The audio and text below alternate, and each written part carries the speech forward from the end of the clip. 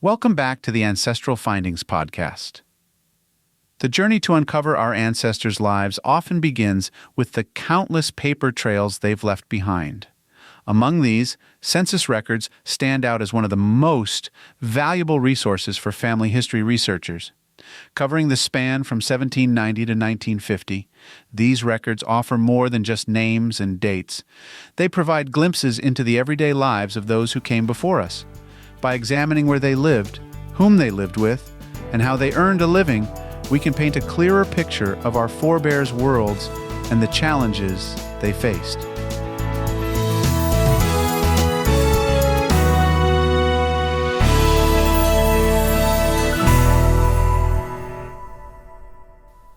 A census is an official governmental record of the population at a particular time. These records typically include names, ages, birthplaces, occupations, and sometimes even details about immigration status, property ownership, and education levels. For a family historian, they serve as bridges that connect various dots in a family tree. Census records help confirm theories or suspicions about family links, residences, or migrations, placing our ancestors within the larger context of history. Since 1790, the U.S. federal government has conducted a census every 10 years. While each iteration reflects the priorities and societal norms of its time, they all provide valuable insights into family structures, socioeconomic statuses, and the cultural milieus of their eras. Beyond genealogy, these records help us understand broader historical patterns, such as the Great Migration, industrialization, and changes in household dynamics. Whether your ancestors were farmers, factory workers, or entrepreneurs, census data can offer clues about how they lived and adapted to the shifting tides of history. While it may sound straightforward, navigating through almost 2 centuries of census data can be daunting. Each census offers different levels of detail, so understanding what is available for a given year is key to making the most of these records. The earliest censuses are relatively sparse in detail. They list only the head of the household by name, while other members of the household are represented by tally marks indicating gender, age ranges, and, in some cases, racial or enslaved status. These censuses are useful for tracking broad demographic changes and determining when a family arrived in a particular location. However, their lack of individual names for all household members can make it challenging to confirm relationships. In 1850, the census underwent a major change. For the first time, all individuals in a household were listed by name. This marked a turning point in genealogical research, as families could now be traced more accurately from decade to decade.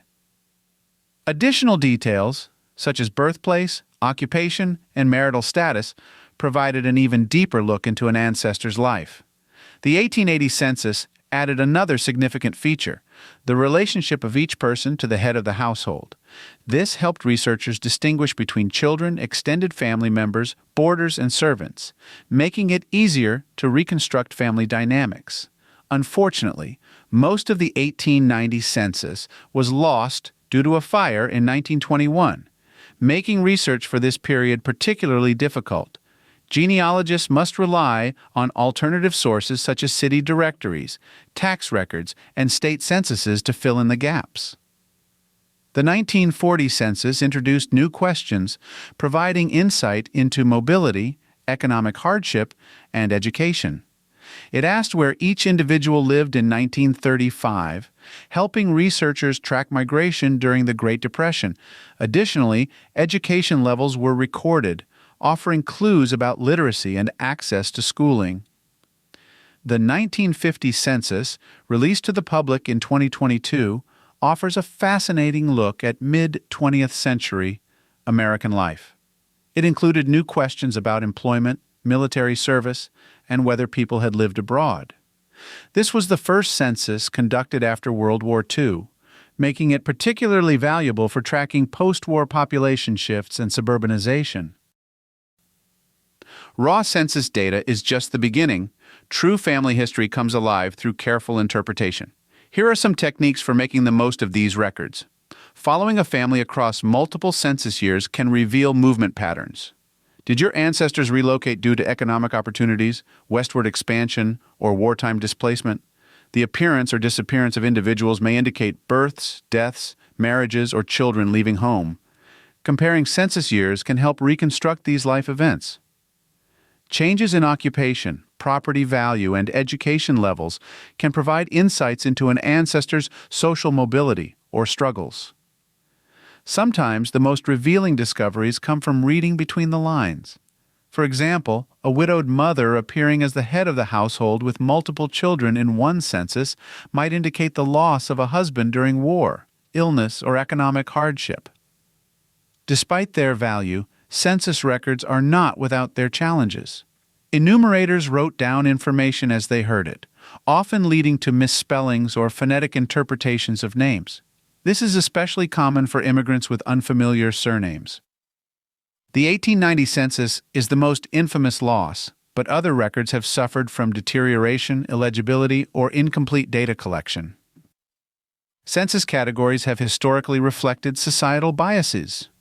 Racial classifications, in particular, have shifted over time, affecting how individuals were recorded. To work around these challenges, researchers should search for name variations, use wildcard searches in genealogy databases, and cross-reference census data with other sources like birth, marriage, and death records. To make the most of census records, consider the following strategies. Census data should always be verified against other records, such as wills, military records, and church documents. Sometimes fellow family historians have already solved puzzles that might be blocking your research. Engaging with online archives and genealogy communities can lead to valuable insights. Keep detailed notes on your findings, including possible discrepancies or alternative spellings. A well-documented research process makes it easier to revisit and refine your family history over time. Census records from 1790 to 1950 are more than just numbers on a page. They are windows into the past, offering a tangible connection to the lives of our ancestors.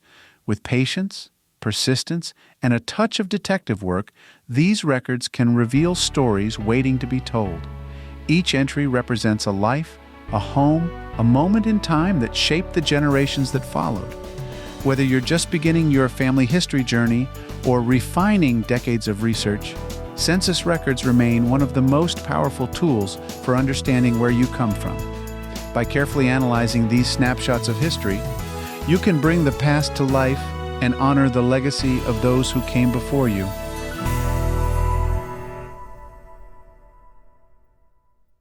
Thanks for spending time with me on the Ancestral Findings podcast. I always enjoy sharing these stories, tips, and discoveries with you. If you haven't already, head over to ancestralfindings.com, where you can download a free genealogy ebook, request a free lookup, and of course enter to win the next book giveaway. It's been an incredible journey together since 1995, and your support through these past 29 years means more to me than words can express. I'm so grateful for this wonderful community of genealogy enthusiasts who continue to inspire me every day. Keep up the great work on your family history research, and may your next find be as exciting as your first. Thank you again for being part of this journey, and as always, happy